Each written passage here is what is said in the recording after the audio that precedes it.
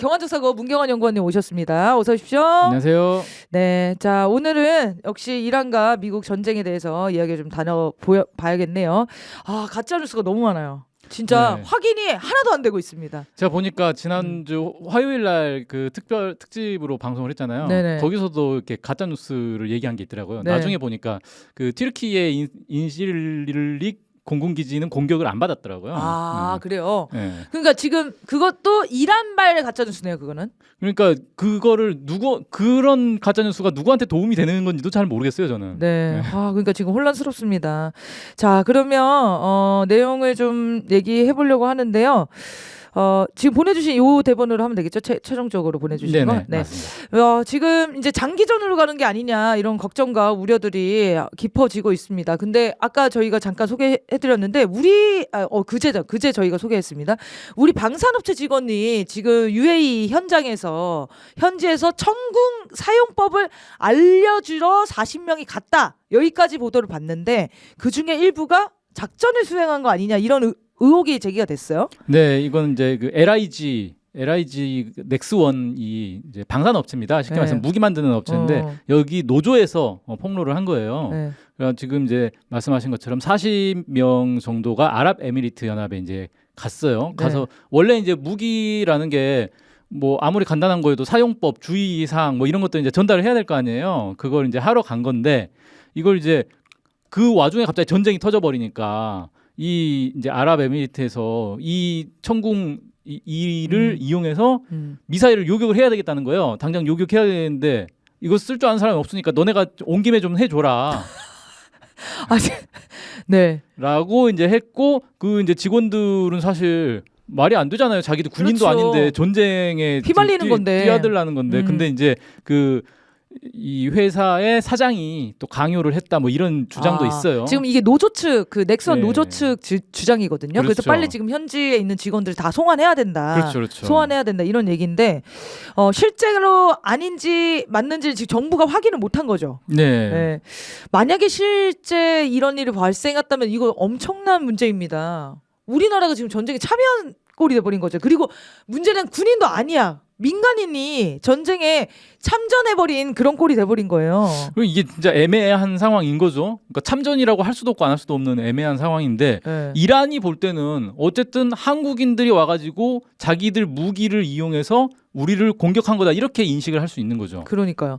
자 그리고 이 보도 이후에 그래서 천궁이 뭐 그 이란 미사일을 요격했다. 요격률이 뭐 90%다, 80%다 막 이런 보도들이 나오면서 천궁을 추가 수입하는 걸 요청했다 이런 보도도 있었거든요. 네, 맞습니다. 그것도 사실인가요? 그건 뭐 모르겠어요. 저는 이게 사실관계를 어디까지 확인할 수 있을지 이런 것들을 워낙에 이제 약간 무기와 관련된 거는 기밀로 이렇게 취급한 경우들이 많아가지고. 그러네요. 생각해보니까 이렇게 대놓고 한국에서 미사일 더 사오겠어요. 이런 되게 어떤 위태로운 국제관계 속에서 공개할 것 같지는 않네요. 네, 예, 참. 그렇지만 지금 확인할 수는 없는 상황입니다. 예. 근데 이걸 저는 이제 이 사건을 보면서 또 이제 흥미로운 게 뭐냐면은 원래 이제 무기라는 걸 만들면 그 무기를 만든 곳에서 무기를 사용하는 사람들한테 설명을 해야 될 거 아니에요. 그러니까 쉽게 말해서 군인들한테도 이게 천궁2가 한국군에도 이제 배치가 돼 있단 말이에요. 그러면 한국군 군인들도 이거를 사용법을 익혀야 되는 거잖아요. 그런데 이게 우리나라만 그런 게 아니라 어느 나라나 다 마찬가지라는 거예요. 네. 그래서 지금 이제 사실 논란이 되고 있는 건 우크라이나 전쟁입니다. 우크라이나 전쟁에 서방 무기가 많이 들어갔는데 우크라이나 군인들이 이 무기들을 제대로 사용할 수 있겠냐? 써본 적도 없는 무기가 이제 막 급하게 들어왔는데 우크라이나 병사들도 대부분 이제 막 하도 많이 죽으니까 신병들 뽑자마자 막 전선에 바로 보내고 막 이러고 있단 말이에요. 그럼 제대로 운용을 못 한다는 거예요?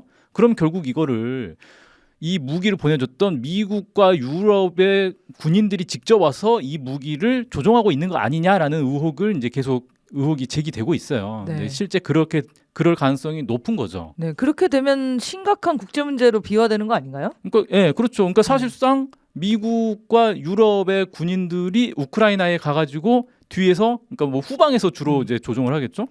뒤에서 참전을 하고 있는 거나 다름없는 그런 상황 아니냐라는 의혹이 계속 제기되고 있는 겁니다. 이것도 각 나라가 공식적으로 참전하기엔 너무나 침략 전쟁이고 명분이 없다 보니까 함께 할 수가 없잖아요. 그렇죠. 그래서 파병을 요구할 수도 없고 군사무기 보내라고 할 수도 없고 하니까 미국이 계획한 꼼수 중에 하나가 아닌가? 이런 생각도 들더라고요. 네. 이런 식으로라도 무기를 뽑아내려고 하는. 네, 그렇게 좀 분석이 됩니다. 자, 그리고 주한미군 무기 이거 중동으로 지금 보냈다. 더 보낸다. 뭐 이런 지금 보도들 나오고 있거든요. 일단은 아직 보내지는 않은 것 같아요. 그러니까 지금 계속 얘기 네. 나오고 있는 건 패트리어트와 사드 같은 요격 미사일이 지금 중동에 많이 부족하거든요. 왜냐하면 하도 많이 써버려가지고. 근데 이게 여분이 있는 것도 아니에요. 사드 같은 경우도 전 세계, 그러니까 미국이 지금까지 사드를 생산한 것 자체가 사드 포대가 8개인가밖에 안 돼요. 그 중에 하나가 이제 우리나라에 있는 거고. 그러니까 이게 부족하면 돌려막기를 해야 되는 거예요. 미군 본토에 재고가 쌓여 있어가지고 그걸 보내는 게 아니라. 그래서 주한미군이 쓰고 있는 것 좀 빼야 되지 않겠냐라고 하는데 지금 당장은 지금 3월 9일부터 3일 남았죠. 9일부터 한미연합훈련 있잖아요. 그러니까 그 한미연합훈련 때문에 이걸 당장 보내긴 좀 어려운 거예요. 그래서 훈련이 끝나면 보내려고 하지 않겠냐. 지금 이제 훈련 때문에 훈련장으로 이 패트리어트 같은 게 이동하고 있다 그래요. 네. 그래서 이동을 하고 훈련이 끝나면 돌아오는 게 아니라 그게 그대로 중동으로 갈 수도 있다. 뭐 군 관계자들은 이렇게 좀 얘기하고 있습니다. 아니 근데 이런 와중에도 한미연합 훈련을 유지한다는 게 미국 입장에서는 너무 부담스러운 선택 아니에요?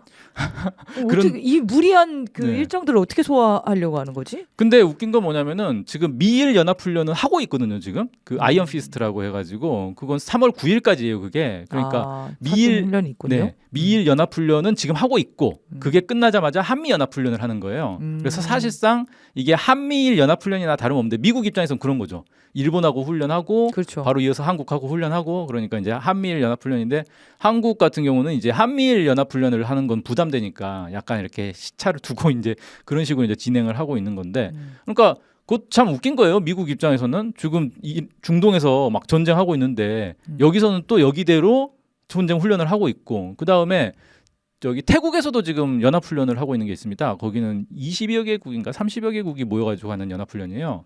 여기에 지금 한국군도 병력을 보내가지고 같이 훈련을 하고 있고 주한미군 사령관도 지금 거기가 있습니다. 그래서 바빠요 미국이.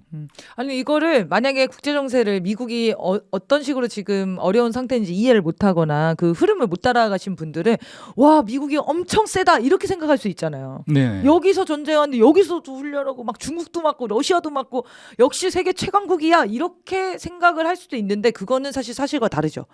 미국이 거의 마지막 바람과 다름없는 수준으로 수습이 안 되는 전쟁들을 일으키고 있다 이렇게 평가하는 게 맞지 않습니까? 지금 전문가들 중에는 그런 얘기 한 사람이 있어요. 지금 그 트럼프 대통령이 거의 이제 합리적 판단 못 하고 있는 상황 아니냐. 너무 이제 이 위기에 몰리고 사실 트럼프는 군인 출신도 아니고 사업가 출신이다 보니까 네. 그러니까 자기가 명령 내리면 전쟁은 다 이기는 줄 알고 있는 거 아니냐는 거예요. 그게 딱 윤석열 수준이었는데 네. 그것이. 그러니까 이제 진짜 일선에서 실제 전쟁을 뛰는 사람들 입장에서는 답답한 거죠 이게. 그런 일들이 이제 그런 신원식이 식으로. 반대하는 내란을 신원식이 반대하는 그런 상황이랑 비슷한 겁니다. 맞습니다. 지금. 네, 그럴 수 있다. 뭐 그런 이제 얘기도 있습니다. 네, 알겠습니다. 자, 이란 전쟁 상황 짚어보겠습니다. 미국은 지금 우리나라 언론도 마찬가지고 서방발 언론 기사들 보면은 미국이 거의 이란을 완전히 제압하고 있다. 거의 승리했다. 장기전 없다. 이런 입장들 계속 내고 있는데 어떻게 보십니까? 그렇게 보기에는 미국 내 움직임이 약간 미묘하게 이상한 게 있어요. 예를 들어서 루비오 같은 경우가 그 3일 전인가 이틀 전에 연설을 한 게 있는데 아니 연설이 아니라 그 기자회견 같은 걸 한 게 있는데 거기서 무슨 얘기를 하냐면 이 전쟁을 왜 했느냐? 네. 이스라엘이 이란을 공격하려고 하는데 그러면 이란이 미군 기지를 공격할 거니까 우리가 먼저 공격한 거다 이렇게 얘기를 한 거예요. 그러니까 그걸 듣고 있던 사람들도 저게 뭔 소리야 도대체 이러면서 질문이 막 쏟아지고 그러면 미국은 원래 전쟁할 생각이 없었는데 이스라엘이 전쟁하려고 하니까 그냥 어쩔 수 없이 끌려갔다는 얘기냐. 네. 그렇게 되니까 이제 루비오도 말이 꼬인 거죠. 예, 그렇게 되고 트럼프 같은 경우는 그 뒤로 아니 그게 아니고 이란이 우리를 공격하려고 해서 우리가 먼저 공격한 거다. 이스라엘이랑 관계 없는 거고 이런 식으로 또 이제 얘기를 해가지고 그럼 누구 말이 맞는 거야? 이제 이런 이제 아수라장이 됐죠. 아니 지금 보도들이나 분석들 보면은 이스라엘이 미국 꼬셔서 네타냐후가 계략에 넘어갔다 미국이 뭐 이런 식으로도 보도가 많이 되고 있던데요. 일단 작년 12월에 이스라엘이 전쟁을 하자라고 제안을 한 거는 이제 많이 보도가 되고 있는데 미국은 하기 싫은데 끌려간 걸까 그럼? 그건 저는 아니라고 보거든요. 왜냐하면 그 전에 이스라엘이 제안하기 전에도 트럼프가 계속 이란에 대해서 한번 손 볼 거다 이런 식으로 얘기를 했어요. 그러니까 미국도 사실 이란을 공격하고 싶었던 게 있었고 네. 이스라엘이 때마침 우리 한번 전쟁해 봅시다라고 제안을 했고 뭐 이렇게 보는 게 맞지 않나. 네, 알겠습니다. 그리고 이건 최근 저기 보도인데요. 이란의 초등학교가 폭격을 당하면서 100명이 넘는 175명이 네. 사망을 했죠. 우리 학생들 어린이들이 사망하는 끔찍한 학살 극이죠. 이게 있었는데요. 이걸 이스라엘이 공격한 줄 알았는데 미국이 공격한 걸로 발표가 됐네요. 네, 완전히 발표된 건 아닌데 가능성이 매우 높다라고 아. 지금 나오고 있습니다. 미국이 자체 조사를 하고 있는데 미국 내에서 이제 이런 보도들이 나오고 있어요. 일단 이스라엘은 그 지역에 작전을 하지 않았다라는 거예요. 그래서 미국이 작전을 했기 때문에 아마도 미국이 공격하지 않았겠느냐라는 거고 거기 바로 인근에 이제 혁명수비대 무슨 군사 시설이 있었는데 네. 동시에 공격이 됐다는 거예요. 그러니까 그걸 보면 아마 여기 군사시설 공격하면서 학교까지 공격한 거 아니겠느냐.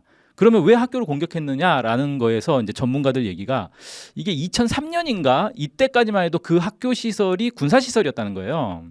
그러니까 한 20년 전에는 군사 시설로 쓰였던 게 나중에 학교로 바뀌고 군사 시설하고 이제 관계가 없어지고 이렇게 된 건데 네네. 이걸 이제 오래된 위성 사진을 가지고 그대로 작전한 거 아니냐 네. 미국이 이제 이런 의혹이 이제 좀 나오고 있고요. 2003년에 변경됐으면은 진짜 오래된 건데요. 그렇죠. 그럼 도대체 이 이란의 정보를 파악하고 있다라는 그 미국의 정보는 어디서 이렇게 낡은 정보가 있는 거죠? 그러니까 이건 조사를 해봐야 되는 거죠. 이건 심각한 문제네요, 네, 이건. 웃기는 일인 거고 네. 이게 그때 당시의 상황을 또 얘기를 들어보니까 공습이 2차례가 있었다는 거예요. 그러니까 이게 폭탄을 떨어뜨렸는데 이게 실수로 잘못 떨어진 게 아니라 정확하게 조준을 해서 쏜 거다 이렇게 좀 얘기가 나오고 있고 처음에 공격을 받았을 때는 사실 피해가 크지 않았고 그래서 학교에서 이제 학생들 대피시키고 부모들한테 연락을 해서 빨리 학생들 데려가라 여기 위험하다라고 했는데 그 뒤로 한 번 더 이제 직격을 받아가지고 그때 대부분 이제 사망을 했다고 하더라고요. 그런 걸 놓고 보면 조준해서 쏜 거죠. 네. 그냥 실수로 맞춘 게 아니라. 네. 정밀 타격이네. 그리고 정밀 타격이 아니라고 하면 더 문제예요. 미국이 그 정도밖에 실력이 안 된다라고 보여줄 그쵸. 수밖에 없는 네. 건데요. 그럼 그러면 아무데나 막 폭탄 떨어뜨리고 있단 말이 돼버리는 거잖아요. 민간인들 막 학살할 거라는 그런 상황이 돼버리는 거고. 네. 자, 그리고 넘어가서 인도양에서 이란 구축함을 공격했다. 네, 이것도 네. 이제 보도가 있었는데요. 네, 이게 왜 논란이냐면은 전쟁 중에 뭐 무기 가지고 서로 이렇게 공격하는 게 이상한 건 아니잖아요. 네. 근데 인도양은 이란에서 멀리 떨어진 곳이란 말이에요. 아, 그건 또 문제가 됩니까? 네, 그 전혀 엉뚱한 곳에 이 구축함은 실제 전쟁을 하고 있는 상태도 아니고 전함이 아닌데. 네, 무장도 하지 않은 상태였고 이 구축함은 뭐냐면 인도인가 그쪽의 나라에 관함식이 있어서 그 행사에 참석하기 위해서 간 배였어요. 행사 참석하고 있는 중에 전쟁이 나버린 거죠. 네. 그래서 행사를 부랴부랴 이제 끝내고 돌아가는 길에 공격을 당한 겁니다. 그래서 무장도 하지 않은 배를 공격한 건 이건 문제가 있는 것 아니냐 이런 이제 논란이 빚어지고 있습니다. 이건 전체적으로 미국의 지휘 하에 움직이는 거잖아요. 이건 정확하게 미국이 잠수함으로 자기가들이 공격했다라고 얘기를 하고 있어요. 그럼 전 세계 곳곳에서 이런과 관련된 모든 것들을 다 쳐부시겠다 뭐 이런 거네요. 뭐 그렇게 볼 수도 있고, 그러니까 이게 돌아가면 어쨌든 전쟁에 참전을 할 거니까 사전에 이제 차단을 한 건데 이게 이제 도덕적 문제로 좀 이제 그 논란이 되고 있는 거죠. 네. 그리고 오신 김에 그 대본에는 없지만 그 하메네이 지도 후계자 아들이 뽑혔다 선출됐다. 네, 차남이 이제 네. 됐다 이런 그런 소문이 보도가 돌았죠. 있었는데 이게 지금 소문으로 생각하시더라고요. 이 보도도 확인이 된 보도는 아니다라고 하셨는데 그 근거를 좀 설명해 주시죠. 그러니까 저도 이 출처를 찾아봤어요. 출처를 보니까 일단 이란에서는 한 번도 이란 언론에서는 공개한 적이 없고 이란에서 공식 보도가 없다. 네, 공식 보도가 없고 당연히 이란에 공식 보도가 있어서 여기에 보도되고 있는 건 줄 알았는데 그러면 네. 출처가 어디입니까? 출처가 이란 언론이라고 나와요. 그래서 이게 그렇지. 뭐야 그러니까. 이게 뭐지 하고 정확하게 보니까 이란 반정부 성향의 영국에 있는 언론이에요. 그러니까 영국에 있는 이란 언론인데 사실 이제 반정부 성향의 언론인 네. 그런 겁니다. 그러니까 여기서 이란과 관련된 가짜 뉴스를 생산했을 가능성이 높은 거죠. 그럼 미국에서 거기 그 선출하는 회의 그 공간을 네. 폭격했다고 하잖아요. 그렇죠. 이거는 사실입니까? 네, 거기 사실이고. 그건 사실이고. 네. 근데 사망했다라는 또 주장도 있거든요. 그 폭격 때문에. 근데 그 영상으로 회의를 했기 때문에 네. 그 건물에는 그럴 수 아무도 없었다. 없군요. 네, 또 이런 또 얘기가 있습니다. 지금 이야기가 너무 많은 뉴스들이 막 쏟아지는데 지금 뭐가 자짜고 뭐가 심리전이고 뭐가 인지전인지 우리나라에서 확인하기가 진짜 어려운 상황입니다. 그래서 여러분들 꼭 설명해드리고 싶은 거는 출처를 꼭 확인해야 된다. 저희도 이제 그 뉴스를 보다 보면은 막 짤로 돌아다닐 때가 많잖아요. 어디를 캡처해서 오고 제목만 떠다니기도 하고 막 그런 뉴스들을 많은데 그럴 때마다 특히 이 전쟁, 특히 미국이 주도하는 전쟁에 한해서는 여론 공작들이 어마어마하게 진행되고 있기 때문에 우리 국민들이 객관적인 사실을 인식하려면 아주 꼼꼼히 보셔야 될 것 같아요. 자, 넘어가서요. 그 후계 얘기 나온 김에 한 네. 가지만 더 얘기를 하자면 트럼프 대통령이 지금 이 후계 문제와 관련해서 이상한 소리를 했어요. 뭐라고 했냐면 아무도 그 차기 지도자가 될 수 없을 거다. 최고 지도자가 되는 순간 다 우리가 죽일 거다. 이런 네. 식으로 얘기를 했어요. 근데 그렇게 얘기를 하면 애초에 아니 이란에 친미 정부를 세우려고 했던 거 아닌가? 친미 체제를 만들려고 했던 거 아닌가? 근데 계속 그 지도자를 계속 제거하겠다는 얘기는 그냥 무정부 상태로 계속 가겠다는 거잖아요. 그래서 이게 뭔가 앞뒤가 안 맞는 얘기를 하고 있다. 그러면서 애초에는 미국이 원래 이런 작전을 할 때는 차기로 저 사람을 우리가 세워가지고 친미로 만들어야지라고 점 찍어놓고 시작을 한다는 거예요. 근데 그래야 안정적으로 그렇죠. 정권이 이양되겠죠. 네. 근데 그게 없는 거예요. 이란에는 이 사람을 세워가지고 꼭두각시 친미 정권을 만들어야지 이런 사람이 없었던 거 아니냐. 그러니까 미국이 쉽게 말해서 대책 없는 전쟁을 시작한 거 아니냐 이런 네. 얘기가 지금 나오고 있습니다. 그래서 이란이 지금 그리고 이란이 이렇게 강경하게 나올 거라고 이것도 예상을 못했다는 얘기도 있거든요. 그렇죠. 왜냐하면 그 동안에는 이란의 대응 방식이 그 눈에는 눈, 이에는 이 방식이에요. 그러니까 한 대 맞으면 한 대 때리고, 두 대 맞으면 두 대 때리는 이런 거기 때문에 미국이 뭐 공격을 하면 그 정도 수준에서 반격을 하겠지라고 생각을 했는데 그것보다 훨씬 이제 광범위한 반격을 해버리니까 미국도 그렇죠. 상당히 당황했다 이런 얘기가 있습니다. 중동 전 지역의 미군 기지를 때릴 거라고 아예 생각 못했을 것 같은데요. 그렇죠. 그래서 이 과정들을 보면서 우리나라에 어떤 미친 그 정치인 한 명 있어요. 정계 은퇴하셔야 될 것 같은데 이 인간 안철수죠. 안철수가 나와가지고 뭐 이란 다음 북한이다. 막 707 특임대를 부활시켜라. 뭐 이런 얘기들을 하고 극우 세력들도 이런 비슷한 주장들을 하고 있거든요. 근데 의문은 이거죠. 합리적이고 상식적인 질문을 미국은 왜 북한을 공격하지 않는가예요.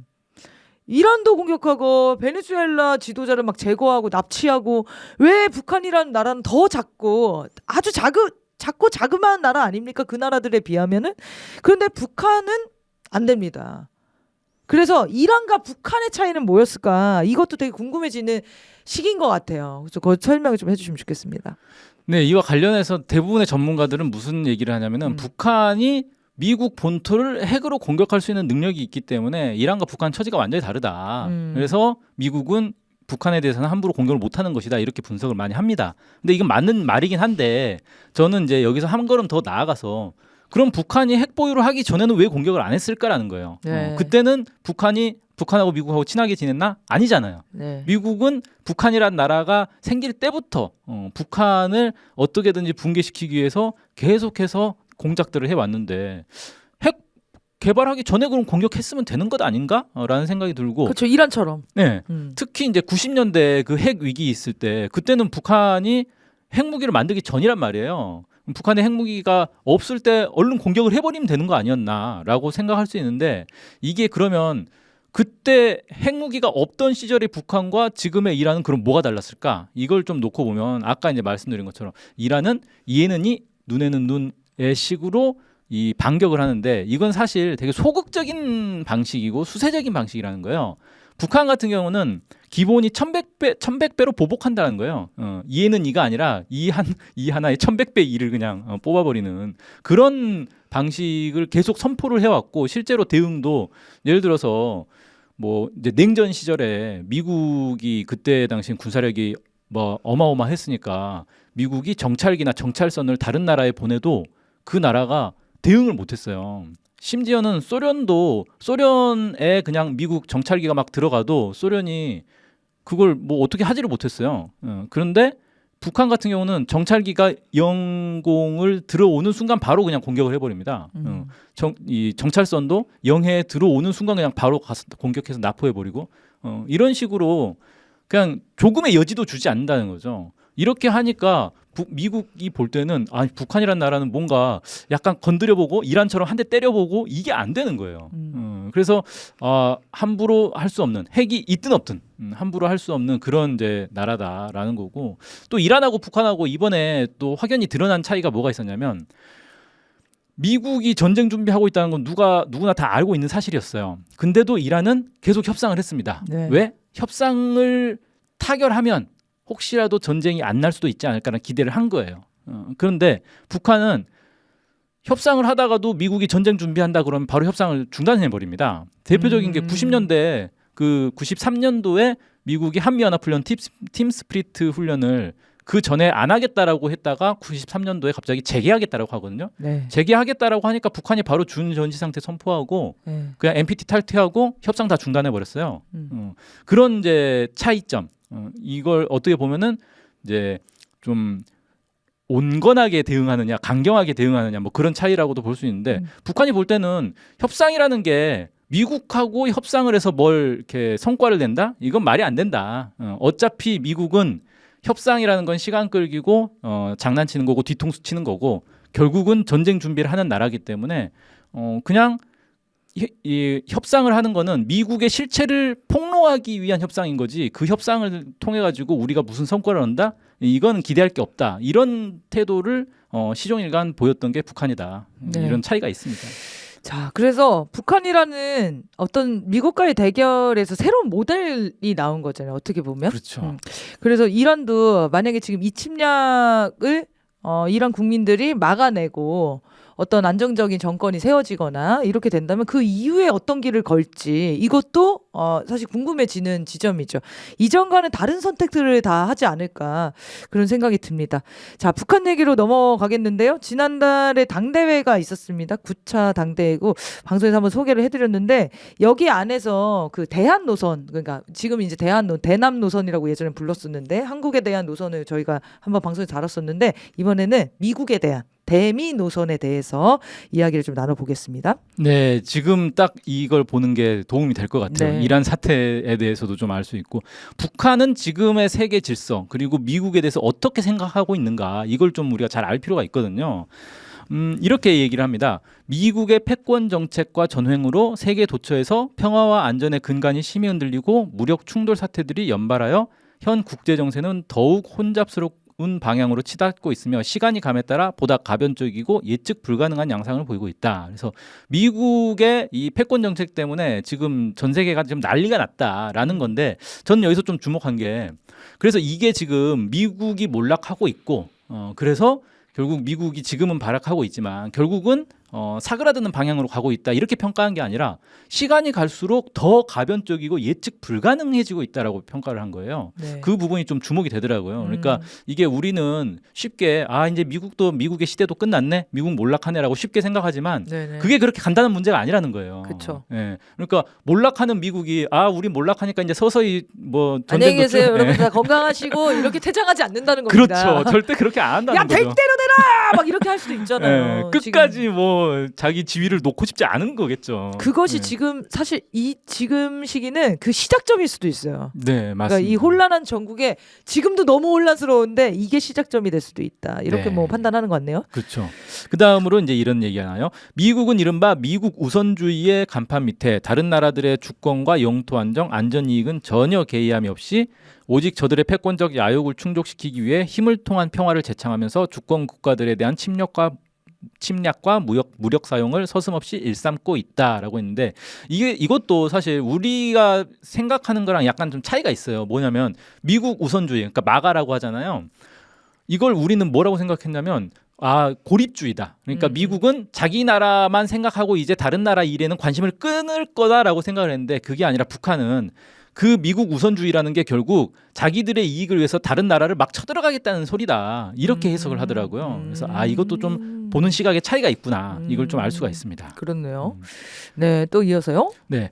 세계를 소란스럽고 불안하게 만드는 미국의 전횡은 우리에게 있어서 별로 새삼스러운 것은 아니며 지금껏 늘 목격해온 특급 불량배적 패권적 관습의 지속이며 연장일 뿐이다. 그래서 네. 지금 상황이 북한이 볼 때는 북한은 맨날 당하던 거였어요. 지금까지. 네. 미국이 맨날 전략 폭격기 띄우고 뭐 항공모함 띄우고 해서 내성이 있네요. 네, 그래서 우리는 맨날 보던 거야 지금 상황이. 이렇게 좀 얘기를 하고 있고요. 힘이 강하면 어떤 조건에서도 생존과 발전이 가능하지만 힘이 약하면 제재와 침략의 희생물이 되어 궁극에는 주권도 영토도 강탈당하게 된다는 것이 국제사회가 오늘의 냉혹한 지정학적 형세를 통하여 보는 현실이며 되새기게 되는 교훈이다라고 해서 이건 뭐 모두가 느끼고 있는 거잖아요. 네. 결국 힘이 약하면 쳐들어가는데 그걸 누가 말리지를 못하는 거예요. 그러니까 팔레스타인도 보세요. 전 세계가 나서서 이스라엘을 규탄하지만 아무도 이스라엘을 도와주질 않아요. 막지 못하잖아요. 그러니까 팔레스타인 자체로 힘이 없으면 결국 저렇게 된다는 거예요.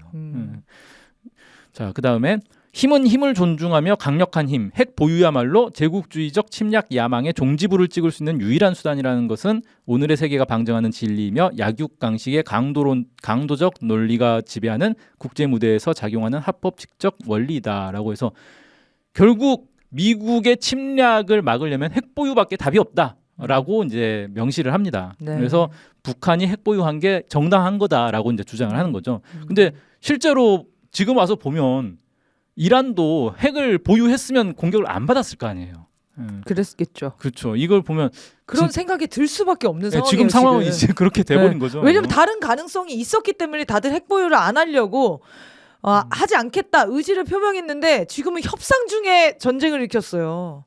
그러니까 이제는 정말 결과적으로는 이 협상은 정말 의미가 없구나. 결국에는 힘 있는 나라만이 자기 나라를 지킬 수 있는구나. 이런 판단이 끝나버린 그렇죠. 세계가 된 거죠. 네, 그 힘의 핵심은 결국 핵이다. 네. 이거 이제 드러난 거죠. 자, 그 다음에 이제 이런 좀 이건 특이한 표현이 나와요. 앞으로도 자주 역량은 계속 강해질 것이며 그의 진보적인 투쟁에 의하여 공평하고 정의로운 다극 세계 건설이 더욱 추동될 것이다. 바로 그 중심에 우리 국가가 서 있다. 그래서 북한이 다극 세계 건설에서 중심에 서 있다라고 스스로를 지금 이제 평가를 하고 있다라는 게 좀 눈에 띄고요. 네. 그 다음에 이제 미국과의 관계, 북미 관계에 대해서는 이렇게 얘기를 합니다. 우리에 대한 미국의 태생적인 적대적 시각과 강권으로 체질화된 불량배적 성질은 전혀 달라지지 않았다. 일시 감출 수는 있어도 바꿀 수는 없는 것이 바로 침략자의 본성이다. 그래서 지금 트럼프 정부가 북한하고 대화하려고 진짜 막 열심히 노력을 하잖아요. 거의 진짜 바짓가랑이 붙들듯이 내가 친서 보냈는데 왜 안 받니? 뭐 이런 식으로 지금 애걸복걸 하고 있는데 그렇다고 해서 침략자의 본성이 사라진 게 아니다. 그건 그냥 북한을 향해서만 일시적으로 감춘 거지. 여전히 이 불량배적 성질, 침략자의 본성은 그대로 있는 거다라고 얘기를 합니다. 네. 그러면서도 또 이렇게 얘기해요. 만일 미국이 조선민주주의인민공화국 헌법에 명기된 우리 국가의 현 지위를 존중하며 대조선 적대시 정책을 철회한다면 우리도 미국과 좋게 지내지 못할 이유가 없다. 그래서 대북 적대 정책을 철회하면 대화를 하겠다라는 거예요. 근데 바로 앞에서는 뭐라 했어요? 미국은 침략자의 본성을 절대 바꿀 수 없다라고 했죠. 네. 약간 모순된다고 생각하지 그러네요. 않으세요? 네. 그죠? 침략자랑 좋게 어떻게 지내요? 본성이 없어지지 않는데. 그렇죠. 네. 침략자의 본성이 그대로 있는데 대북 적대 정책을 과연 철회할까? 이거 어차피 가정 자체가 좀 틀린 것 같잖아요. 미국은 대북 적대 정책 철회할 일이 없는데? 어차피 너네는 못하니까 이 얘기는 던져준 거구나. 네, 그렇게 볼 수도 있고 저는 이제 오히려. 여러 가지로 해석을 할 수가 있을 것 같아요. 그러니까 정책 자체는 처리할 수는 있죠. 본성은 있어도. 그러니까 네, 그렇죠. 네, 북한을 언젠가는 쳐들어가야지. 하지만 지금은 그걸 숨기고 나는 이제 못 하겠으니까 정책 뭐 제재도 처리하고 훈련도 처리하고 이렇게 할 수는 있다는 거죠. 그러면 대화는 할 수 있다. 하지만 그렇다고 해서 북한이 거기에 속아서 미국의 침략적 본성이 사라졌나 이렇게 생각하지는 않을 거다. 그러니까 그 뒤에 있는 본성을 보겠다는 거네요. 그러니까 그렇죠. 만약에 정책을 철회하면은 북한도 안 만나는 거는 명분이 너무 없잖아요. 네, 안 만날 이유는 없다. 서로 이제 공격 안 하겠다 약속을 하고 실제 행동도 다 철회됐어요. 없어졌어. 그러면 당연히 대화는 할 수 있지만 미국은 늘 언제나 입장을 바꿀 수 있기 때문에 그거에 대한 대비도 철저히 하겠다. 뭐 이런 뜻이겠네요. 네, 그렇게 보는 게 맞을 것 같습니다. 아, 그리고 마지막으로 미국이 관습적으로 우리에게 해오던 관행에서 벗어나지 않고 끝까지 대결적으로 나온다면 우리도 비례성 대응에 일관할 것이며 그 수단과 방법은 얼마든지 충분하다라고 해서 미국이 계속해서 대북 적대 정책을 펴면 다양한 수단과 방법을 이용해서 미국과 미국을 상대해 주겠다. 뭐 이렇게 좀 얘기를 하고 있는데 그게 이제 뭔지는 이제 봐야 아는 거죠. 사실 네. 우리가 예상할 수는 없는 거죠. 아니 우리나라 언론들은 이 당대 그 얼마나 전 세계적 관심이 주목돼 있는 그 행사였잖아요. 네. 그럼 그 행사가 끝나면은 거기에 주요 내용들을 막 발표를 해줘야 될 거 아닙니까? 그래도 우리도 보도를 볼 거 아니야. 아무리 정부가 노동신문을 온라인으로 볼 수 있겠다고 해도 오프라인 볼 수 있겠다고 해도 도서관 가서 볼 수는 없잖아요. 돌아가는 사정을 알아야 되는데 그런데 다 보도를 뭐라고 하냐면 아 미국이랑 대화할 수 있다라고 얘기했다. 그게 끝. 그게 끝이에요. 앞뒤 정확 맥락 문맥을 알려줘야 될 거 아닙니까? 근데 오늘 이렇게 쭉 한번 짚어보니까 북한의 입장은 변하질 않았네요. 그렇습니다. 미국은 적대국이고 미국은 제국주의고 제국주의의 본성은 사라지지 않기 때문에 우린 그거에 대해서 철저히 대비하겠다. 그냥 이 입장으로 다시 한번 강조한 입장이지 대화를 하겠다. 자 이제 나랑 이렇게 해주세요. 이렇게 해석하면은 북한과의 관계를 회복하거나 진척시키는데 걸림돌이 된다는 겁니다. 객관적으로 있는 그대로 사실을 인식을 해야 거기에 맞는 대북 정책들이 나오지 않을까 싶네요. 우리 정부도 좀 그런 부분들 신경 써주시면 좋을 것 같고요. 네, 오늘 준비한 방송은 여기까지입니다. 다음 주에는 또 여러 가지 또 가짜 뉴스들을 범람할 텐데 다음 주 금요일 경한적 사고에서 또 이어서 다뤄보도록 하겠습니다. 시청해주신 여러분 고맙습니다. 감사합니다.